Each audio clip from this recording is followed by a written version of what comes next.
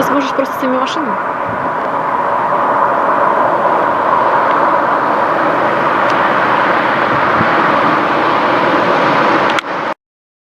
В общем, два героя моих сюжетов. Один моряк дальнего плавания, другой. И раньше был Помощник свободный, да, режиссера. вход?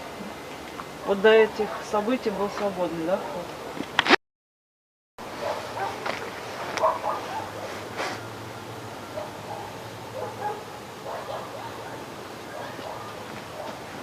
Знаешь, что слышишь?